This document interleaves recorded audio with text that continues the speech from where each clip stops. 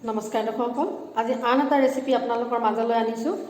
Bread আৰু পনীৰ ব্ৰেকফাষ্টৰ কাৰণে বনোৱা সহজ পদ্ধতিৰে। আহকচোন কেনেদৰেনো বনাম। এনেদৰে পাতলকৈ কাটিব লাগিব। এনেদৰে কাটি লোৱা হৈ গ'ল। এনেদৰে দুটা বিলাহী ল'লোঁ। আজি ব্ৰেকফাষ্টৰ কাৰণে ব্ৰেড ল'লোঁ, ধনিয়া ল'লোঁ, কণী দুটা ল'লোঁ আৰু বেঙেনা কাটি ল'লোঁ।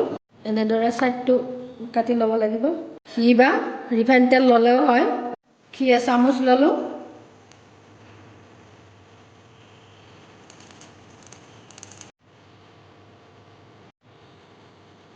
এনেদৰে এখন এখনকৈ বহাই দিলোঁ।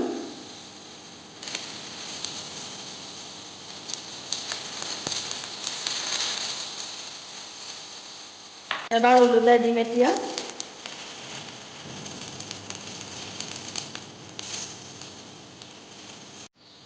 হাফ চামুচ জালুকৰ গুড়ি দিলোঁ। এইখিনি ধুনীয়াকৈ ফেটি ল'ম।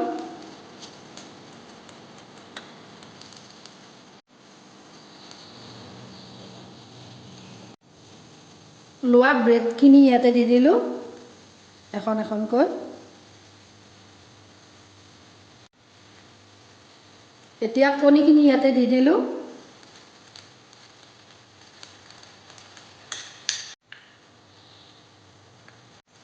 এয়া বিলাহী দিলোঁ।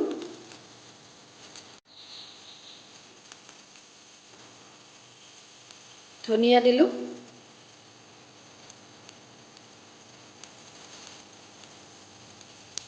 এতিয়া অকণমান ঢাকি দিম।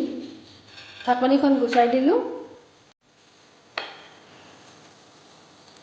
এনেদৰে লৈ আকৌ ওলোটাই দি দিম। এইখন আকৌ এনেদৰে ওলোটাই দি দিম।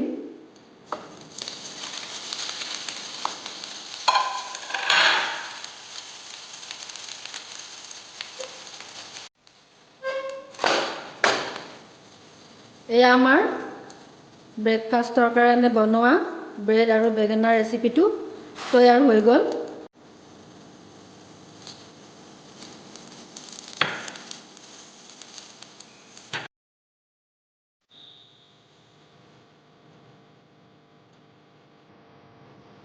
এয়া কাটিলোঁ। একদম সহজতে বনাই খাব পৰা মৰ্ণিঙত।